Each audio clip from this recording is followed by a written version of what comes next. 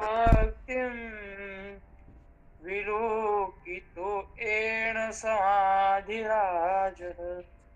वैराग्यवन्तं सुविचारयुक्तं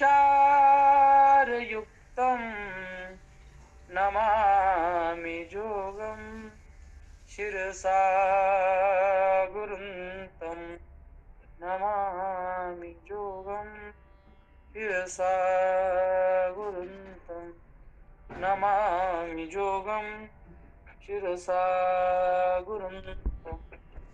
श्री विठ्ठल.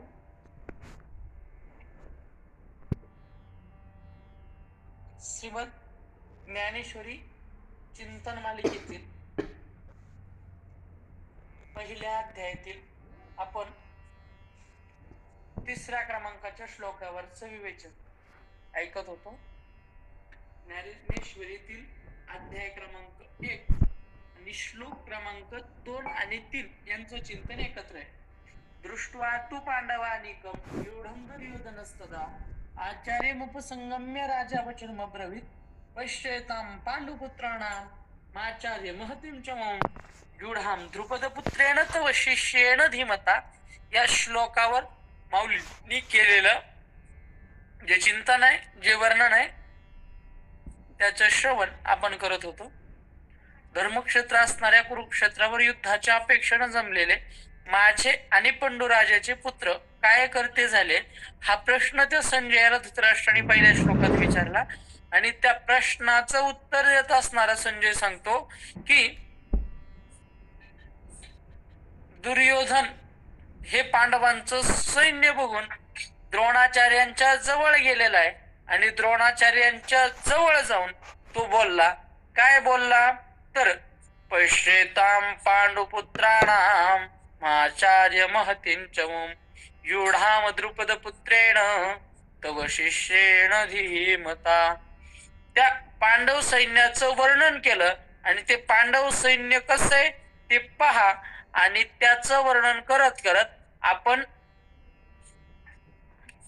94 क्रमांकाच्या ओळीपर्यंत आलेलो होतो. 93 क्रमांकाच्या ओळीचं चिंतन आपलं झालेलं आहे. मग द्रोणापासी आला तया ते म्हणे हा देखीला कैसा दळभार उचलला पांडवांचा. या ओळीचं चिंतन आपलं झालंय. मग द्रोणाचार्यांच्या जवळ तो आला आणि त्याला सांगितलं हे बघा, काय बघा, कैसा दळभार उचलला पांडवांचा. पांडवांचं सैन्य कशाप्रमाणे उसळलेलं आहे ज्याचं वर्णन मी करून आलो. परत एकदा तो दुर्योधन वर्णन करतो. कसं हो, गिरी दुर्ग जैसे चालते तैसे विविध व्यूह भवते रचिले आठी बुद्धिमते द्रुपद कुमरे. माऊली ज्ञानोबराय म्हणतात त्या दुर्योधनाच्या मुखातून पांडव सैन्याचं वर्णन करताना म्हणताय पांडव सैन्य कसं आहे, गिरिदुर्ग जैसे चालते. गिरिदुर्ग जसे चालते. गिरिदुर्ग, गिरी म्हणजे डोंगर आणि दुर्ग म्हणजे किल्ला. दुर्ग म्हणजे किल्ला आणि किल्ल्यांचे जे अनेक प्रकार आहे त्या अनेक प्रकारात गिरिदुर्ग आहे. काही जलदुर्ग आहेत, काही वनदुर्ग आहेत, काही स्थलदुर्ग आहेत आणि काही गिरिदुर्ग आहेत. म्हणजे जर पाण्यात असेल तर त्याला काय म्हटलं जातं तर जलदुर्ग. पाण्यात जर असेल तर तो जलदुर्ग. त्यानंतर वनात जर घोर अरण्यात जर असेल तर त्याला वनदुर्ग म्हटलं जातं. वासोटा किंवा व्याघ्रगड नावाचा जो किल्ला आहे तो वनदुर्गात येतो. त्यानंतर जंजिरा जो आहे तो जलदुर्गात येतो. त्यानंतर स्थलदुर्ग म्हणजे भुईकोट किल्ला जो जमिनीवर आहे. चाकणचा जो किल्ला आहे तो जास्त उंच नाही, तो कोणता आहे तर भुईकोट किल्ला आहे. त्यानंतर गिरिदुर्ग, गिरिदुर्ग म्हणजे डोंगरावर असणारा किल्ला. प्रतापगड, रायगड, राजगड हे सगळे गिरिदुर्ग आहेत. तो पांडव सैन्याचं वर्णन करत असताना दुर्योधन म्हणतो हे पांडव सैन्य कसे गिरिदुर्ग जैसे चालते. या दुर्गांच्या यादीत सर्वात सुरक्षेच्या दृष्टीनं उत्कृष्ट आणि युद्धाच्या दृष्टीनं चांगले जर कोणते दुर्ग असतील तर ते गिरिदुर्ग आहेत. आणि तो दुर्योधन म्हणतोय या पांडवांचं सैन्य कसं आहे तर म्हणे गिरिदुर्ग जैसे चालते. हे चालणारे गिरिदुर्ग आहेत. पांडवांचं सैन्य चालतंय असं नाही, दुर्योधन म्हणतोय गिरिदुर्ग चालतायत. म्हणजे डोंगरी किल्लेच काय व्हायला लागलेत तर जमिनीवर उतरून चालायला लागलेत असं पांडवांचं सैन्य दिसतंय.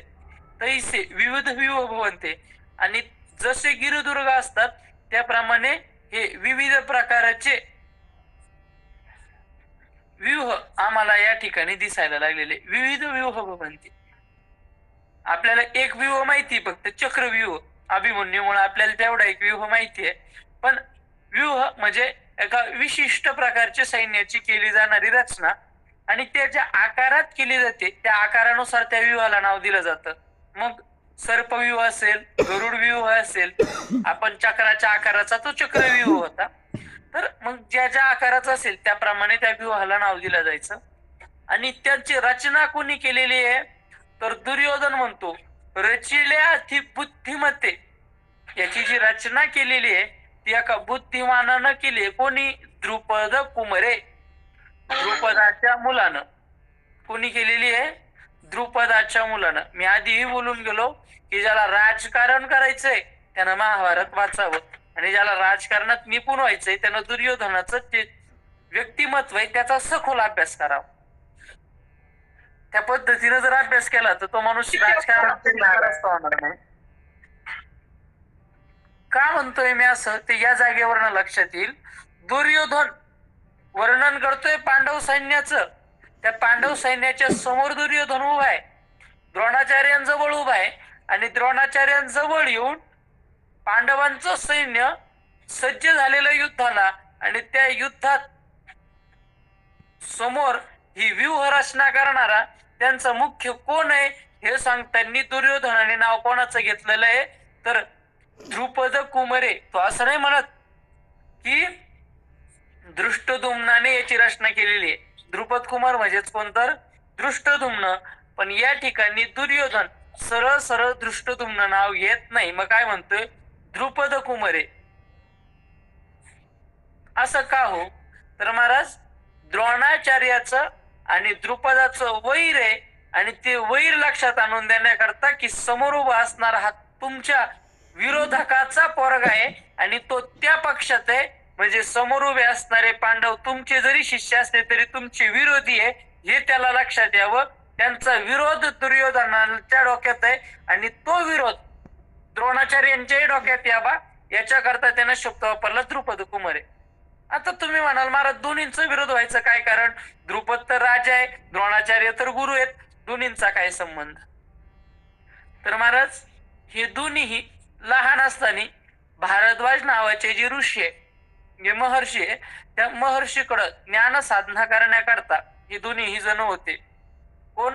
द्रुपद नावाचा राजपुत्र आणि एका गरीब ब्राह्मणाचा द्रोणाचार्य. तर दोन्ही एकाच जागेवर शिकले आणि सोबत असल्यामुळं दोन्हींची मैत्री झाली आणि दोन्हींच्या मैत्रीत वाढ झाली आणि एकमेकाचे ते जीवलग झाले. आणि झाल्यानंतर असं ठरलं जे माझं ते तुझं, जे तुझं ते माझं, असं दोघांचं ठरलं कायम सोबत राहायचे. आणि सांगितलं बाबा जे माझं आहे ते तुझं आहे, जे तुझं आहे ते माझं आहे. याच भावनेने दोघं त्या आश्रमात राहिले. आणि भविष्यात शिक्षा पूर्ण झाल्यानंतर ब्राह्मण कुलाचा धर्म होता समाजाला ज्ञानदान करणं, म्हणून द्रोणाचार्य ज्ञानदानाच्या कामाला लागले आणि द्रुपद नावाचा जो राजा तो राजपुत्र राज्यपदावर जाऊन द्रुपद नावाचा राजा झाला. त्यानंतर द्रोणाचार्यांचा विवाह कृपाचार्याची बहीण कृपी यांच्याशी झाला आणि त्यांना भगवान शिवाच्या कृपेनं अश्वत्थामा नावाचा एक पुत्र झाला. जो अश्वत्थामा आपल्या सर्वांना माहिती आहे, अश्वत्थामा नावाचा पुत्र झाला. आणि तो अश्वत्थामा जो आहे त्याला दुधाची कमी होती, त्याला आईच्या दुधाची कमी पडू नये म्हणून त्याकरता एका गायीची गरज होती. कशाची गरज होती? गायीची गरज होती.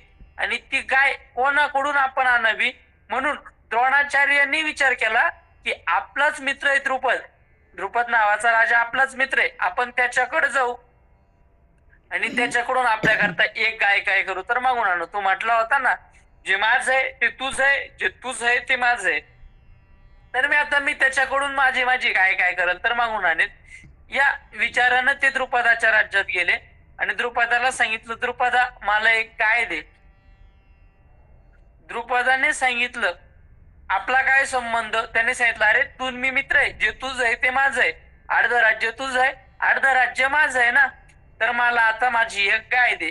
द्रुपदाने सांगितलं तू आणि मी सारख्या योग्यतेची नाही, मित्रता ही सारख्या वारक्यात होत असते.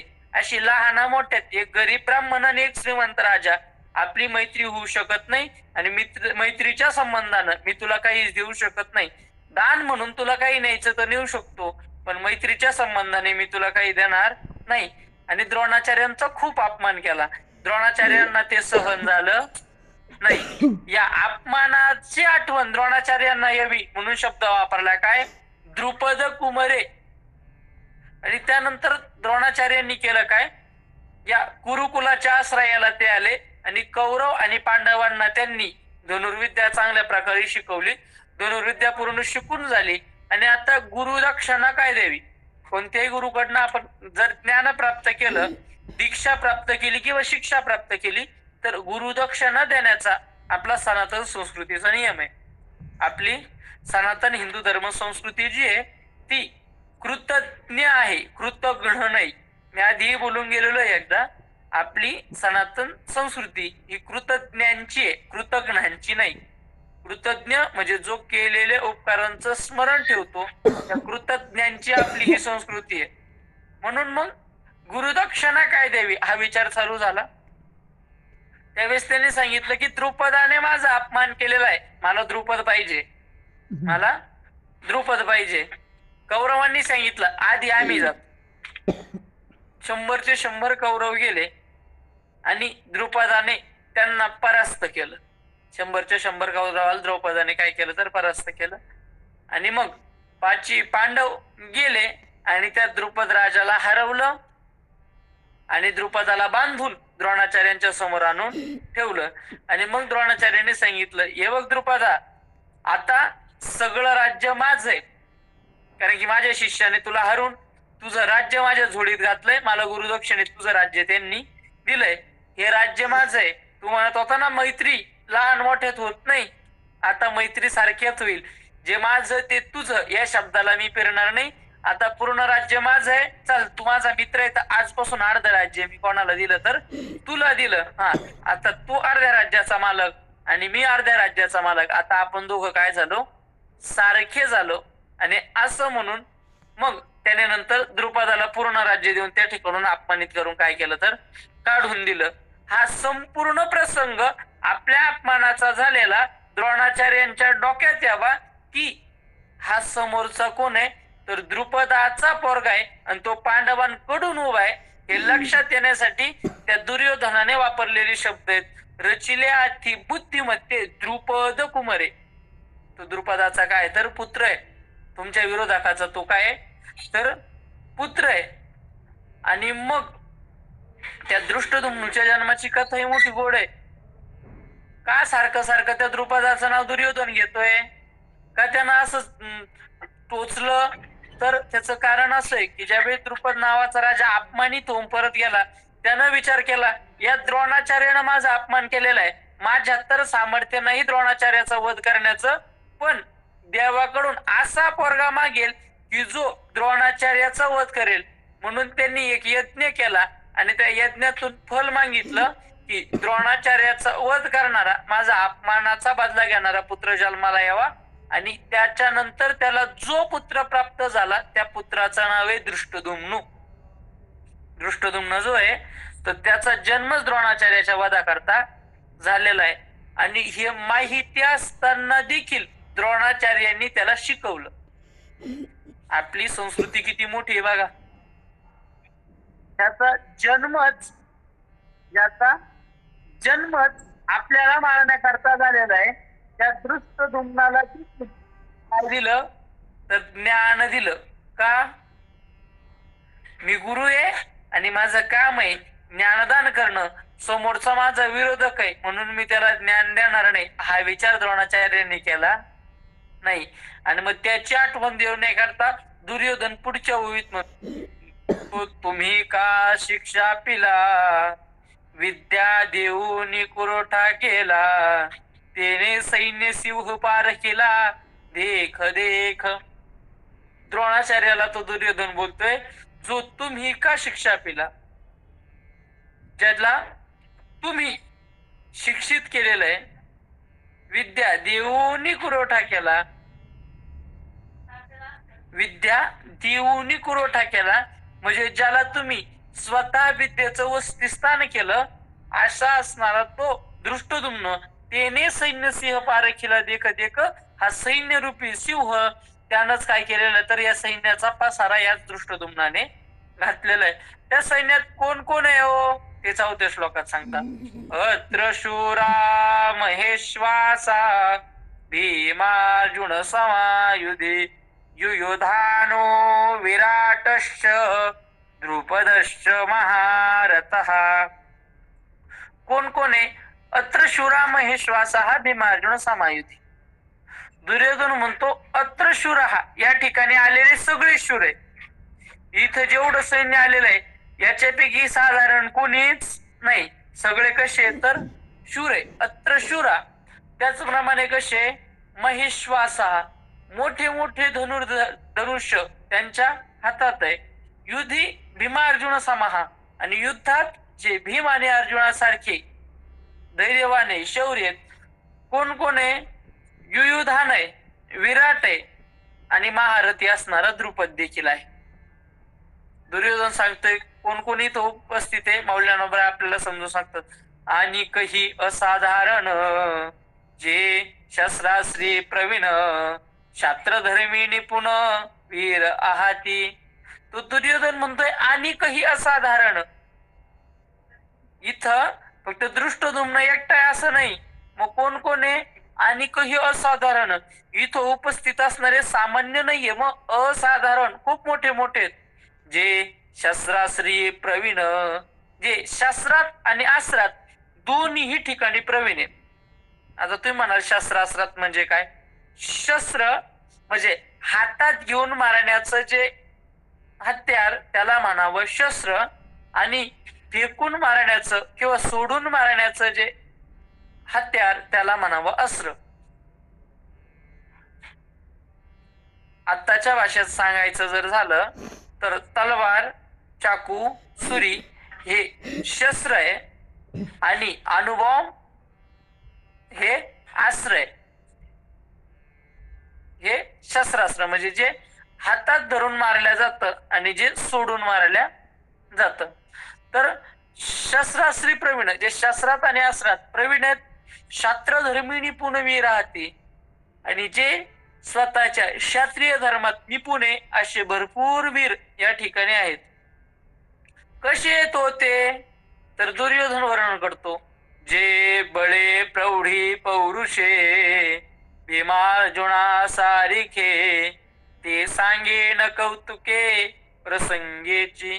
जे बळी, प्रौढी आणि पौरुषे, जे बळाने, मोठेपणाने आणि पुरुषार्थाने भीमार्जुनासारखे आहेत.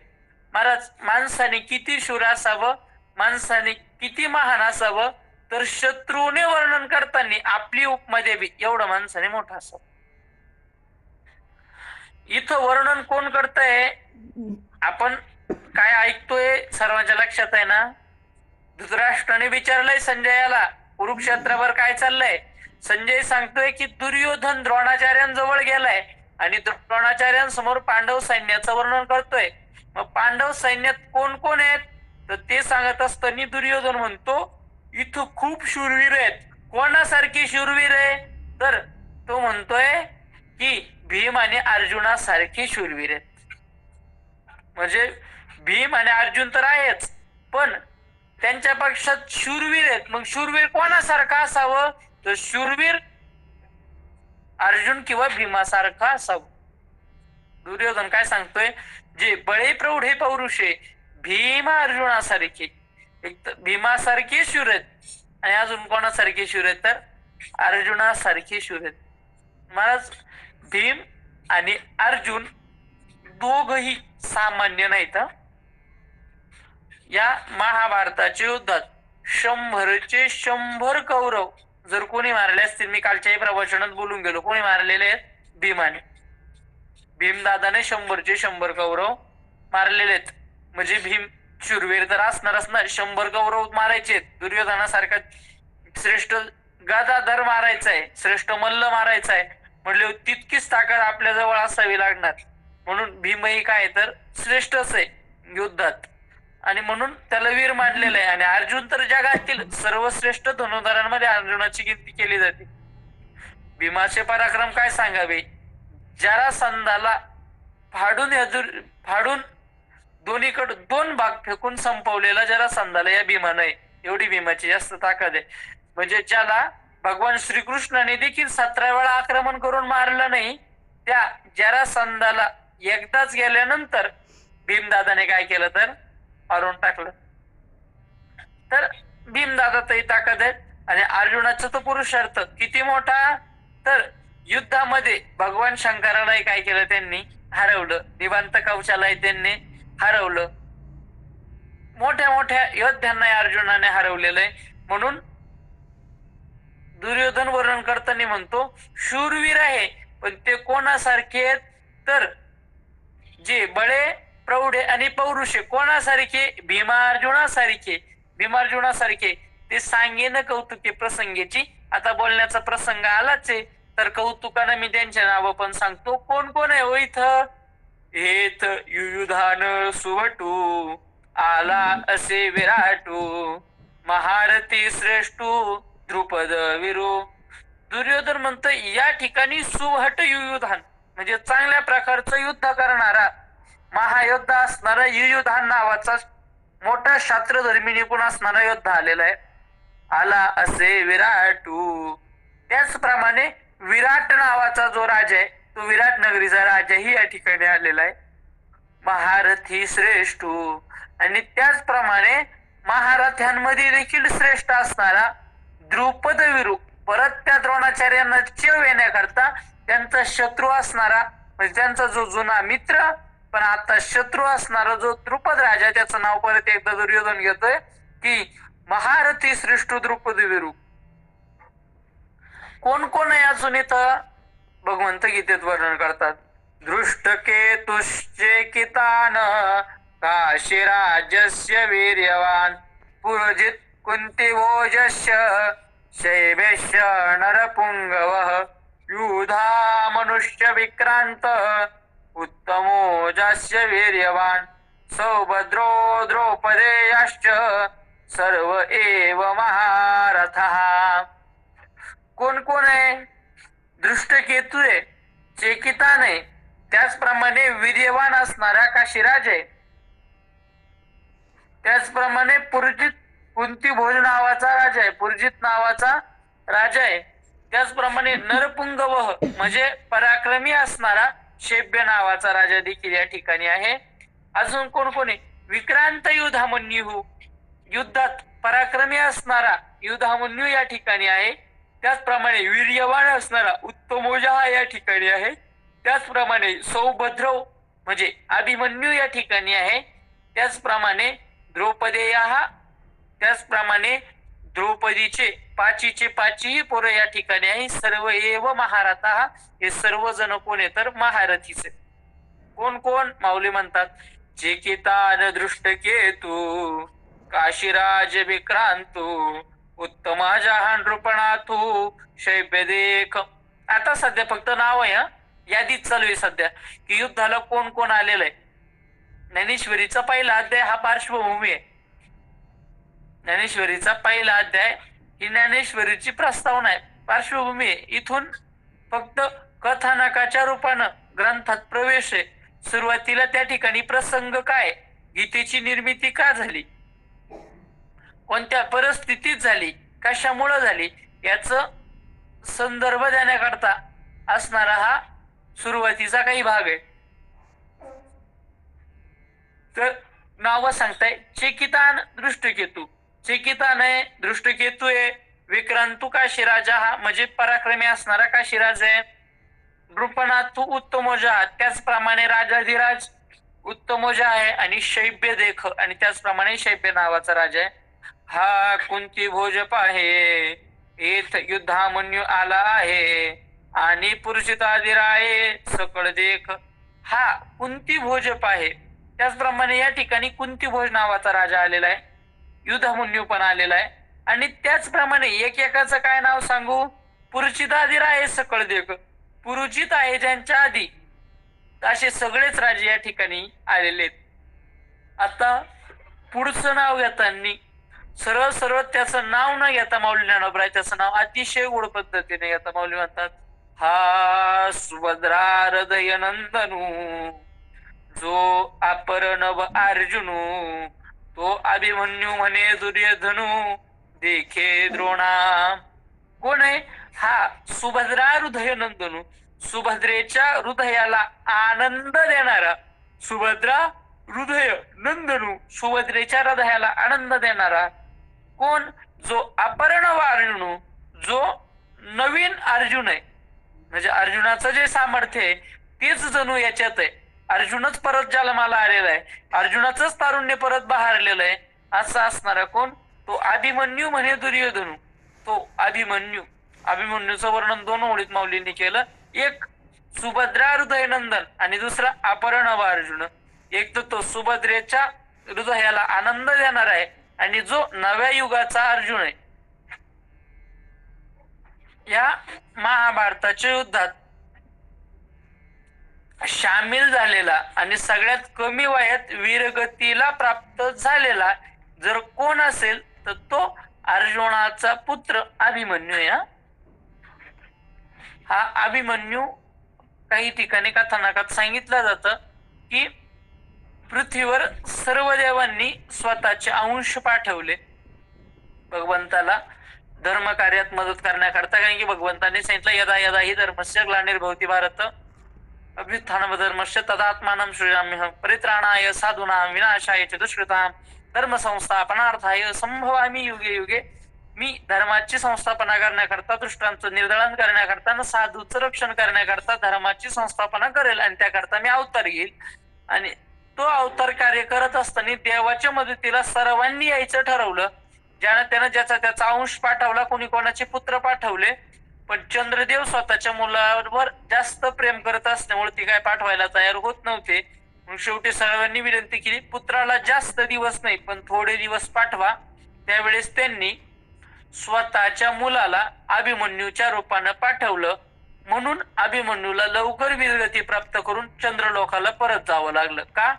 त्याच्या वडिलांची तशी इच्छा होती की यांना एकदा जास्त दिवस थांबू नये, माझ्याकडे लवकर परत यावं. तो असणारा सुभद्रा हृदय नंदन म्हणजेच असणारा अभिमन्यू. मी आधीही बोलून गेलो असेल, आपली संस्कृती ही मातृप्रधान आहे. आपली संस्कृती ही मातृप्रधान आहे. भगवंतालाही आपण देवकी नंदन म्हणून ओळखतो. भगवान श्रीकृष्णाला आपण देवकी नंदन म्हणून ओळखतो. अर्जुनाला आपण कौंतेय म्हणून ओळखतो. कर्णाला आपण राधेय म्हणून ओळखतो. अभिमन्यूला आपण सुभद्रा हृदय नंदन म्हणून ओळखतो. सर्वांची ओळख आईच्या नावावर नाहीत. आणि असा असणार अभिमन्यू देखे द्रोणा. तो अभिमन्यू तुम्ही काय करा तर बघा. आणि काही कोण कोण आहे तिथं माऊली वर्णन करतात. आणि काही द्रौपदी कुमार, हे सकळ ही महारथी वीर, मितीने निजे परी अपार, मिनले असती. आणि काही द्रौपदी कुमार. दुर्योधन म्हणतो या ठिकाणी द्रौपदीचे सगळे मुलं आलेले. द्रौपदीला किती मुलं आहेत? मी माझ्या मते 2ऱ्या का 3ऱ्या दिवसाच्या प्रवचनात हे सांगून झालेलं आहे. पांडव कुळाचा विस्तार ज्या दिवशी सांगितला, राजा शंतनू पासून ते जन्मेजयापर्यंत ज्या दिवशी विस्तार सांगितला, त्या दिवशी 5 पांडवांना द्रौपदी पासून झालेल्या पुत्रांची मी नावं तुम्हाला सांगितलेली आहेत. तरी आज विषय ओघाने आला तर परत तेवढे नावं तुम्हाला सांगून जातो.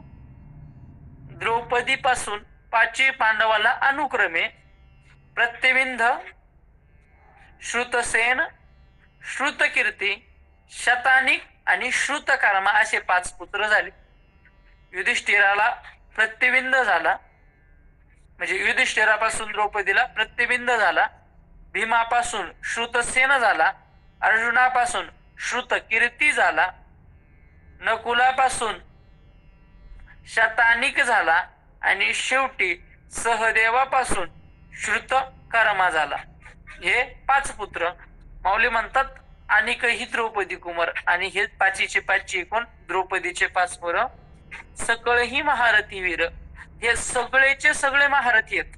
म्हणजे हे पुत्र आहेत, मुलं आहेत, म्हणून हे छोटे किंवा काही कामाचे नाही असं नाही. माऊली म्हणतात महारथी वीर, हे वीर आहेत आणि महारथी आहेत. आणि हेच असं नाही, अजून किती येतो यांच्या सैन्यात, मितीने जे परी अपार मिळले असती. माऊली म्हणतात, तो दुर्योधन म्हणतो मितीने जे आपण मोजू शकत नाही परी अपार मिळाले असते, मोजता येणार नाही एवढे या ठिकाणी एकत्र झालेले आहेत. आता समोरच्याच्या सैन्याचं वर्णन झालं. आता समोरच्याच माणसं आहे ना, आपल्याकडे कोणीच नाही का, आहेत. कोण कोण आहे, तो दुर्योधन म्हणतो मी आता आपले पण तुम्हाला सांगतो. अस्माकं तु विशिष्टाये तान्निबोध द्विजोत्तम, नायका मम सैन्यस्य संज्ञार्थ ताम्रवीमि ते.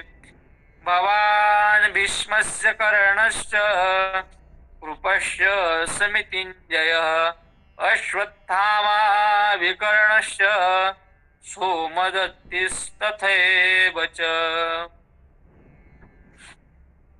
दुर्योधन म्हणतोय की द्विजोत्तम, हे द्विजात उत्तम असणाऱ्या, द्विज उत्तम, द्विज म्हणजे काय, द्वि म्हणजे 2 आणि ज म्हणजे जन्म, ज्याचा 2दा जन्म होतो त्याला द्विज म्हणतात. द्विज म्हणजे काय, ज्याचा 2दा जन्म होतो तो कोण आहे, द्विज. म्हणजे ज्याचा मौजीबंधन संस्कार झालेला आहे, मौजीबंधन संस्कार करून ज्याने जानव परिधान केलेलं आहे त्याला काय म्हटलं जातं, तर द्विज. तर तो द्विज त्यांच्यात उत्तम असणारे तुम्ही द्विजोत्तम, आणि काही ठिकाणी द्विज शब्द सरळ सरळ ब्राह्मण या अर्थी काय केला जातो, तर घेतला जातो. तर द्विजोत्तम, आता मी यांच्यात जर सांगितलं तर अस्माकम तू ये विशिष्ट, आपल्याकडे देखील जे विशिष्ट विशिष्ट लोक आहे, सगळ्यांचे तर नाव एवढ्यांची घेऊ शकत नाही, पण जे जे विशिष्ट विशिष्ट आहे त्यांनी बोध मी ते तुम्हाला जाणून घेण्याकरता सांगणार आहे. संज्ञार्थन ताम्रवीमि ते, मी तुम्हाला ते जाणून घेण्याकरता सांगणार आहे. कोण, मम सैन्यस्य नायक, माझ्या सैन्याचे जे जे कोण नायक आहे ते तुम्हाला लक्षात यावे म्हणून मी सांगणार आहे. कोण कोण आहे, भवान म्हणजे तुम्ही स्वतः, भीष्म त्याचप्रमाणे भीष्माचार्य, कर्ण त्याचप्रमाणे माझा मित्र कर्ण, कृपाचार्य, त्या कृपाचार्याला विशेषण लावलं समितिंजय, ज्यांना कधीच पराजय माहिती नाही, जे कायमच जिंकता असे कृपाचार्य, अश्वत्थामा त्याचप्रमाणे विकर्ण, आणि त्याचप्रमाणे तथैवच सोमदत्ती, ही त्याचप्रमाणे सोमदत्ती किंवा सोमदत्तीचा पुत्र भूरिश्रवा. कोण कोण आहे, माऊली म्हणतात आता अंबुच्या दळी नायक, जे रूढवीर सैनिक, ते प्रसंगे ऐक सांगिजती. माऊली म्हणतात आता आमच्या दळी नायक, जे रूढवीर सैनिक, आता आमच्या दळ्यात जे जे मुख्य नायक आहे, जे रूढलेले वीर सैनिक आहे, ते प्रसंगी ऐक सांगिजती. ते प्रसंगानं मी तुम्हाला सांगतो. उद्देशे एक दोन्ही जाईजती बोलोनी, तुम्ही आधी करोनी मुख्य जे जे. उद्देशानं सांगण्याच्या ओघाओघानं जाईजती बोलून बोलून जाईल, तुम्ही हे आधी करून मुख्य जे जे. तुम्ही ज्यांच्यात मुख्य असे काही काही 2-4 जणांचे मुख्यांची मी नावं घेतो, जास्त मी सांगणार नाही. कोण कोण आहे, हा भीष्म गंगानंदनू, जो प्रताप तेजस्वी भानू, रिपुगज पंचाननू कर्णविरू. दुर्योधन म्हणतोय हा भीष्म गंगानंदनू, गंगेचा नंदन असणारा भीष्म. आपण त्या दिवशी कथाभाग श्रवण करून आलो की राजा शंतनू आणि गंगेचा विवाह झाला, आणि त्या विवाहातून 8 वसूंनी एक एक एक एक करून जन्म घेतला. 7 वसूंना गंगा मातेने स्वतःच्या प्रवाहात सोडून मुक्ती दिली. मात्र 8वा जो वसू शिल्लक होता ते म्हणजेच कोणतर देवव्रत, आणि त्या देवव्रतानेच स्वतःच्या वडिलांकरता भीष्म प्रतिज्ञा केली, म्हणून देवांनी त्यांना नाव काय दिलं, तर भीष्म. आणि पुढे तेच भीष्माचार्य नावाने प्रसिद्ध झाले. म्हणून हा भीष्म गंगानंदनू, गंगेचा पुत्र असणारा भीष्माचार्य, तो कसा आहे? प्रताप तेजस्वी भानू. जो जणू पराक्रमाच्या बाबतीत जर विचार केला तर प्रताप तेजस्वी भानू, पराक्रमाचा जणू हा तेजस्वी असणारा सूर्यच आहे. भानू म्हणजे सूर्य, सूर्यच आहे. हा भीष्माचार्य खूप प्रतापवान असा सूर्य आहे. रिपुगज पंचाननु कर्णवीर, आणि या असणाऱ्या भीष्माचार्याला जोडी कोण आहे? रिपुगज पंचाननु कर्णवीरू. रिपू म्हणजे शत्रू, आणि गज म्हणजे हत्ती, आणि पंचानन म्हणजे सिंह. जणू शत्रू हे हत्ती आहेत आणि माझा कर्ण हा सिंह आहे. सिंहाला पाहिल्यानंतर हत्ती थांबत नाही, हत्ती पळायला लागतो, हत्ती घाबरून जातो. तसं शत्रू या कर्णाला पाहिल्यानंतर घाबरून जातो. म्हणून दुर्योधन म्हणतो रिपुगज पंचाननु कर्णवीर. रिपू म्हणजे शत्रू, हा जणू हत्ती आहे, आणि त्या हत्तीच्या मस्तकावर बसून ते मस्तक फाडणारा सिंह म्हणजे माझा मित्र कर्ण आहे. महाराज, कर्ण ही सामान्य नाही हा, कर्णातही भरपूर सामर्थ्य आहे. तसा तर तो प्रत्यक्ष सूर्यदेवाचाच पुत्र आहे, सूर्यपुत्र कर्ण आहे. म्हणून साहजिकच त्याच्या अंगावर सुरक्षाकरता कवच कुंडल आहेत, आणि त्याच्या ठिकाणी अतुलित धनुर्विद्येचं सामर्थ्य आहे. हे किती मोठी आहेत, किती भयानक आहेत, तर वर्णन करत असताना दुर्योधन म्हणतो, या एक एकाचे मनोव्यापारे, हे विश्वची होय सभारे, हा कृपाचार्य न पुरे एकलाची. दुर्योधन म्हणतो या एकाचे मनोव्यापारे, हे विश्वची होय सभारे. अरे या उभ्या असणारे एका जरी मनात आलं तरी हे जग संपेल. भीष्माच्या मनात आलं काय, तुमच्या मनात आलं काय, कृपाचार्याच्या मनात आलं काय, कर्णाच्या मनात आलं काय, एकाच्या कोणाच्याही मनात आलं तरी तुम्ही जग संपावाल. अरे हा कृपाचार्य न पुरे एकलाची. हे कृपाचार्य एकटे बिलगले तरी देखील यांना जग पुरणार नाही म्हणे. एकटे लढायला बिलगले तर समोर यांना जगही पुरणार नाही. कृपाचार्य हे कुरुकुलाचे कुलगुरू आहेत. जसं वशिष्ठ हे रघुवंशाचे कुलगुरू आहेत, तसे कृपाचार्य हे कौरवांचे कोण आहेत तर कुलगुरू आहेत. आणि असे असणारे कृपाचार्य, तर ते कृपाचार्य कधीच हारलेले युद्धात नाहीत आणि सर्व युद्धामध्ये श्रेष्ठ आहेत. म्हणून हा कृपाचार्य एकटाच पुरणार नाही. एथ विकर्णवीर आहे, हा अश्वत्थामा पैल पाहे, याचा अडजरू सदावा आहे वृतांत मनी. या ठिकाणी विकर्ण नावाचा वीर आहे, त्याचप्रमाणे हा अश्वत्थामा पहिलं पाहे, आणि हा तुमच्या पलीकडं अश्वत्थामा बघा. हा अश्वत्थामा देखील खूप मोठा योद्धा आहे. किती मोठा, याचा अडजरू सदावा हे कृतांत म्हणी. आणि ह्या अश्वत्थामाला कोण घाबरत तर म्हणे याचा अडजर सदावा आहे, याचा धाक सदैव बाळगतात कोण म्हणे कृतांत म्हणी. कृतांत म्हणजे काळ देखील अश्वत्थामाला घाबरतो. का घाबरतो तर सप्त चिरंजीवापैकी हा अश्वत्थामा एक आहे. तुम्ही विचार करा ना महाराज, त्या कौरव सैन्यांमध्ये अश्वत्थामा त्याला मरण नाही.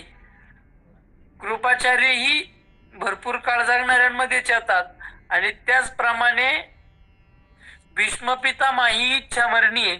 म्हणजे 3 जण असे ज्यांना सहजासहजी मारणं शक्य नाही. त्यानंतर कर्ण मोठा योद्धा आहे. त्यानंतर द्रोणाचार्य जोपर्यंत युद्धाला शस्त्र घेऊन उभे तोपर्यंत द्रोणाचार्यांना हरवणं शक्य नाही. एवढे मोठे त्यांच्याजवळ योद्धे आहेत. आणि मग कोण कोण आहे, कसं कसं आहे, ते कसे आहेत माझ्यासाठी, याचं वर्णन दुर्योधन पुढच्या श्लोकात करतो. अन्येच बहव शूरा मदर्थे त्यक्त जीविता, नाना शस्त्र प्रहरणा सर्वे युद्ध विशारदा. समितिंजयो सोमदत्ती ऐसे आणि कही बहुता हाती, जयाचे बाळामिती दाताहीने. हा श्री विठ्ठल श्लोकाचा अर्थ सांगायचा राहिला. तर अन्येचे बहवह शूरा, ही यांचे वर्णावं घेतले एवढेच आहे असं नाही, तर अन्येचे बहवह शूरा, आणि भरपूर माझ्याजवळ शूर सैनिक आहेत. कसे ते मदर्थी तिक्त जीवता, माझ्याकरता जीव द्यायला जे तयार आहे. नाना शस्त्र प्रहरणा, अनेक प्रकारचे शस्त्र चालवण्यात जे निपुण आहे आणि सर्व युद्ध विशारदा आणि सगळे युद्ध कौशल्यात देखील निपुण आहे असे सगळे जण माझ्याजवळ आहेत. कोण कोण आहेत? समितिंजयो सोमदत्ते, ऐसे आणि काही बहुता ते, जयाचे बाळामिती दाताने वर सांगितलेल्या नावातलं एक नाव सांगायचं राहून गेलं तर समितिंजय सोमदत्ती, ज्याला हरवणं शक्य नाही असं असणार सोमदत्ती. माऊली म्हणतात आईसे आणि काही बहुताती, वर सांगितलेलेच नाव आहेत असं नाही, आईसे आणि काही बहुताती, एक दोन जण नाहीत, असे खूप जण आहेत. जसं आपल्या मेन स्क्रीनवर आपण जर पाहिलं तर 8च जणांचे कॅमेरे आपल्याला चालू दिसतील, बरोबर. पण या 8च जण ऐकताय का हो? नाही. आईसे आणि काही बहुताती, ज्यांचे कॅमेरे चालू नाही असे भरपूर जण या ठिकाणी आहे. तसं दुर्योधन म्हणतो मी जेवढ्यांचे नाव घेतले तेवढेच आहे असं नाही, आईसे आणि काही बहुताती. किंवा प्रवचन संपल्यावर धन्यवाद व्यक्त करत असताना एक दोघांनी धन्यवाद व्यक्त केले म्हणजे एक दोघांच्याच अंतःकरणात प्रेमभाव आहे असं नाही, एक दोघांनाच माझ्यासारख्याला आशीर्वाद देव वाटतं असं नाही, सर्वांनाच देव वाटतं. पण सर्वांच्या वतीनं कोणतरी एक बोलतोय. मी बोलत असताना एकदा ज्योतिताईचं नाव घेतलं किंवा दिलीप काकांचं नाव घेतलं म्हणजे तुमच्या सर्वांबद्दल प्रेमभाव नाही असं नाही आहे, मात्र एक दोघांचं घेतलं की हाती के पाव में सबके पाव. तसं दुर्योधन म्हणतो मी एका दोघाचं नाव घेतलं, मी नाव एका दोघाचं घेतलं पण एक दोघच आहे असं नाही, आईसे आणि काही बहुताती. हे ज्या सामर्थ्याचे ते तितके सामर्थ्याचे. प्रवचन ऐकायला मेन स्क्रीनवर जेवढे तेवढेच बाकीचे महत्वाचे. प्रवचन ऐकताना जेवढे धन्यवाद व्यक्त करतात ते तर महत्वाचे आहेतच, पण जे धन्यवाद व्यक्त न करता शांत चित्ताने ऐकते तेही तितकेच महत्वाचे. दुर्योधन तसं म्हणतो आईसे आणि काही बहुताती. असे भरपूर जण आहेत. जयाची बाळा मी ती धाता येईल. दुर्योधन म्हणतो ज्यांच्या ताकदीचं माप ब्रह्मदेवालाही माहित नाही. कोणाला माहित नाही? आपल्यासारख्या सामान्याला नाही. ब्रह्मदेव ज्याला 4 डोके आणि 4ही डोके एवढे मोठमोठाले, त्या 4ही डोक्यांनी देखील यांच्या बाळाचं माप केलं जात नाही. कशेत होते? जे शस्त्रविद्या पारंगत, मंत्र अवतार मूर्त, हो का जे अस्त्र जात येथो निरूढ. ते कशेत? तर दुर्योधन म्हणतो जे शस्त्रविद्या पारंगत, जे शस्त्रास्त्र विद्येत काय तर पारंगत झालेले आहेत, मंत्र अवतार मूर्त, आणि मंत्राने जे जे अस्त्र प्रगट करायचे अहो ते मंत्र तर यांच्याच रूपाने अवतरित झालेले आहेत. म्हणजे म्हणण्याचा भावार्थ असा की ते सगळे शस्त्र चालवण्यात प्रवीण आहेत आणि सगळे मंत्र यांच्या लक्षात आहेत, सर्व मंत्रांचा प्रयोग करण्याचं यांना ज्ञान आहे. हो का जे अस्त्र जात येथून निरूढ. अहो जगाला अस्त्र जात जे निरूढ केलेलं ते हेच आहे, जगाला अस्त्रविद्या ज्यांनी दिली ते हेच आहे असं दुर्योधन स्पष्ट करतोय. हे अप्रतिमल्ल जगी पुरता प्रताप अंगी, परी सर्व प्राणमचची लागी अराहिली असती. हे अप्रतिमल्ल जगी दुर्योधन म्हणतो की हे कोणी सामान्य असं नाही, अप्रतिमल्ल जगी यांचा विरोध करू शकेल, यांच्याशी स्पर्धा करू शकेल असं जगात कोणीच नाही. माझ्या बाजूला जेवढे जेवढे योद्धे आहेत हे अजिंक्य आहेत, यांच्यासारखं कोणीच नाही. पुरता प्रतापांगी, जेवढा प्रताप पाहिजे, जेवढं सामर्थ्य पाहिजे तेवढं यांच्या अंगात भरलेलं आहे. अहो एवढं सगळं जरी असलं तरी देखील ते कसे आहेत? परी सर्व प्राण मदची लागी राहिली असती. खूप मोठे मोठे पण त्यांचा जीव त्यांचे प्राण मला अनुसरण करतात. म्हणजे एवढे मोठे ते पण मी जसं म्हणाल तसं ऐकता. दुर्योधन म्हणतो की हे सगळे खूप मोठे आहेत, हे सगळे मंत्र अवतार आहेत, हे सगळे शस्त्रविद्येत पारंगत आहे, यांना दुसरा स्पर्धक जगात नाही, असे मोठे हे. पण असं असताना देखील हे माझं अनुसरण करताय. जसं तुम्ही सगळेजण आतापर्यंत भरपूर श्रोत्यांचं तुम्ही श्रवण केलेलं आहे. ज्ञानेश्वरीचे पारायण जसं मी जन्माला 20-22 वर्षापूर्वी आलेलो नव्हतो तोपासून तुम्ही ज्ञानेश्वरीचे पारायण करतायत. संप्रदायाचा धुरा तुम्ही बाळगताय. मोठ्या मोठ्यांचे श्रवण तुम्ही केलंय. मोठे मोठे व्यासपीठावर तुम्ही बसून समाजाला प्रवचन कीर्तनाच्या माध्यमातून ज्ञानदान केलेलं आहे. पण तरी देखील माझ्यासारख्या लहान बाळाचं तुम्ही अनुसरण करून ऐकताय. तसं दुर्योधन म्हणतो की हे सगळे मोठे मोठे आहेत पण सगळे माझ्या करता या ठिकाणी आलेले आहेत. हे माझं काय करताय तर ऐकताय.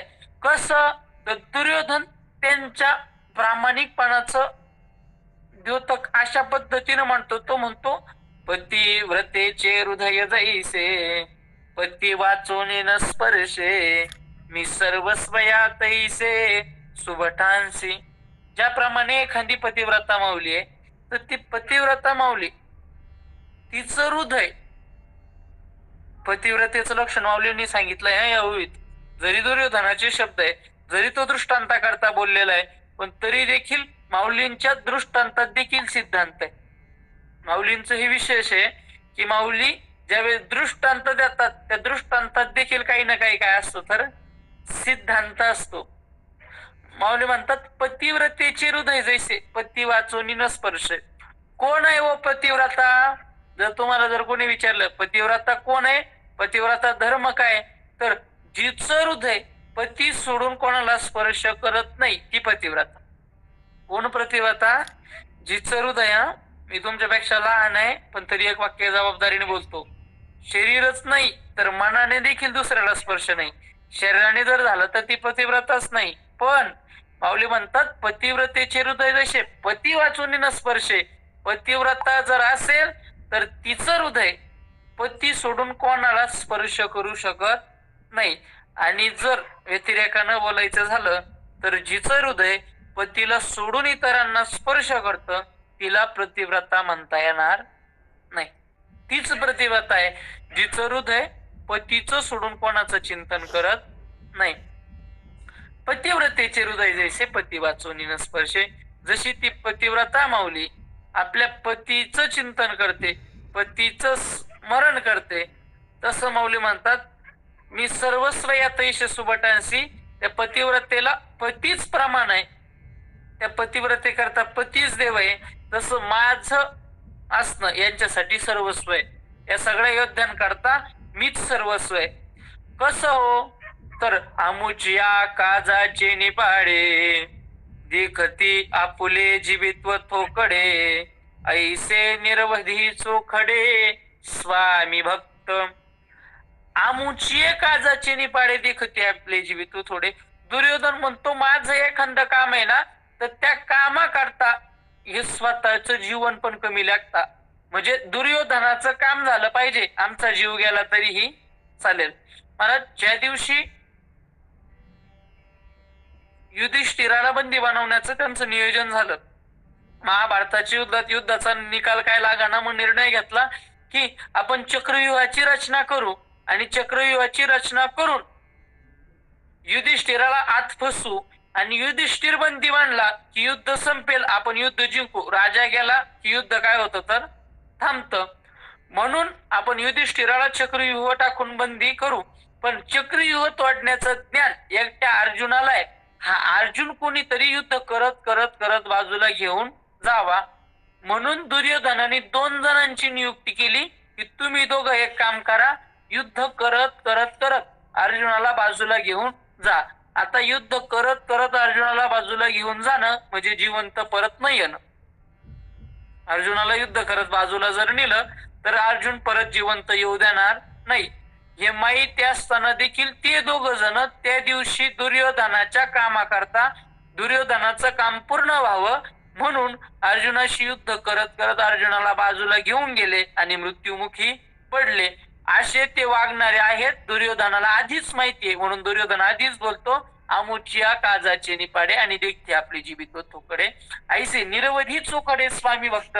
स्वामी भक्त कोण आहे तर जे आपल्या स्वामीच्या कामापुढं स्वतःच जीवित्व पाहत नाही. आमच्या छत्रपतींना पाहिजे ना किल्ला, आमच्या छत्रपतींना पाहिजे ना किल्ला, मग माझं जीवित्व गेलं तरी चालल, माझा जीव गेला तरी चालल, पण मी तो किल्ला राजांच्या पायावर आणून घालणार म्हणजे घालणार. अशा अनेक कथा आपल्याला माहिती आहेत. गड आला पण सिंह गेला, हे जे म्हटले गेलं ते का म्हटले गेलं, तर तानाजी मालुसरेने स्वतःच्या प्राणाची आहुती दिली, मात्र राजांकरता तो किल्ला आणला. सगळ्या मावळ्यांचं चरित्र जरी बघितलं तर सगळेच्या सगळे मावळे याच विचाराचे होते. राजांच्या कामाच्या पुढं आपलं जीवित्व काय केलं तर थोकडं मांडलं, जीवनाला महत्व दिलं नाही, शिवरायांच्या कार्याला महत्व दिलं. असे निर्वधी चोखडे स्वामी भक्त, तेच खरे स्वामीचे भक्त आहेत. कोण स्वामी भक्त आहे? जो आपल्या स्वामीच्या कामापुढं आपलं जीवनही बघत नाही. आपल्या स्वामीच्या कामापुढं जीवन जो बघत नाही तो खरा स्वामी भक्त आहे. हनुमंतरायांचे जीवन जर बघितलं तर हनुमंतरायांना स्वामी भक्त मानलं जातं का, तर ते कोणत्याच गोष्टीची पर्वा न करता, रामरायाची आज्ञा आली की कोणत्याच गोष्टीची पर्वा न करता त्या कामाकरता ते काय होत राहते तर शूर आणि धीर, स्वामी कार्यापै सादर किंवा स्वामी काजीपै सादर, असं हनुमंतरायाचं जीवन आहे, म्हणून त्यांना स्वामी भक्त म्हटलं जातं. तर स्वामी भक्ती म्हणजे काय, तर आपल्या स्वामी करता काय करावं तर जीवित्व कमी करावं. आपल्या स्वामीचं काम होत असेल आणि आपला जीव जात असेल तर जीवनाचा विचार करू नये, स्वामीच्या कामाचा विचार करावा. काय कशी येतो हे, तर दुर्योधन म्हणतो झुंजती कुळकणी जाणती, कळे कीर्ती सिजिती, हे बहु असो क्षात्रनीती येथोनिया. झुंजती युद्ध करतात, कुळनीती जाणती, आणि हे युद्धामधले चातुर्य यांच्याजवळ, युद्धामधली कला यांच्या जवळ आहे. कळे कीर्ती सिजिती, आणि कला कौशल्याने हे जिंकतात, युद्धाच्या कला कौशल्याने हे जिंकतात. हे बहु असो, आता यांच्याबद्दल जास्त काय बोलावं, शास्त्रनीती येथोनिया. क्षत्रियांचा जो धर्म आहे तो जर कोणाकडे पाहून शिकायचा असेल तर यांच्याकडे पाहून शिकायचं. हे बहु असो शास्त्रनीती येथोनिया, म्हणजे क्षत्रियाची जी नीती ती इथून आहे. आजही आपण व्यवहारात एखादी गोष्ट एखादा माणूस उत्तम पद्धतीनं करत असेल तर आपण म्हणतो ही गोष्ट या माणसाकडून शिकावी.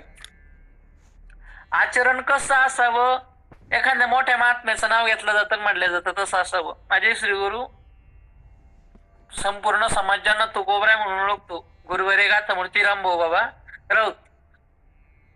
वारकरी सांप्रदायिक व्यक्तीचं आचरण कसं असावं, सांप्रदायिक माणसाने कसं जागावं, हे ज्याला पाहायचं असेल त्यानं बाबा पाहावं आणि जागावं, किंवा ज्यानं तुकोबराय कसे होते हे पाहिले नसतील त्यानं बाबांकडे जावं आणि पाहावं तुकोबराय कशी वागली हे लक्षात येतं.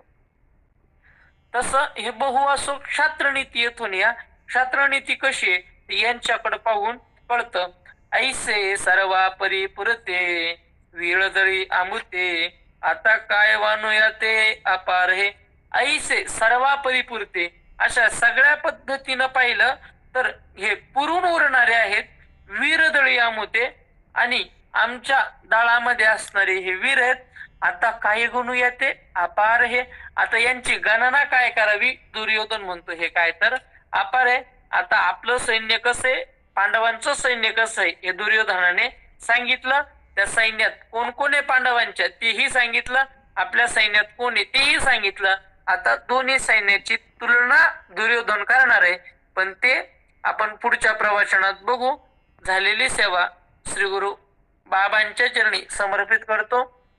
जिच्या नावानं माझी ओळख आहे, जिची आपण सेवा करतो, त्या ग्रंथराज श्री ज्ञानेश्वरीच्या चरणी समर्पित करतो आणि वाणीला पूर्णविराम देतो.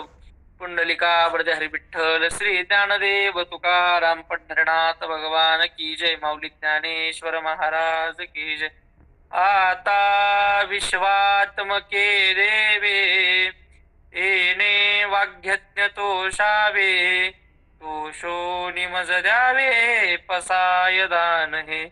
जे खळांची व्यंकटी सांडो, तया सत्कर्मी रती वाढो, भूता परस्परे पडो मैत्र जीवांचे.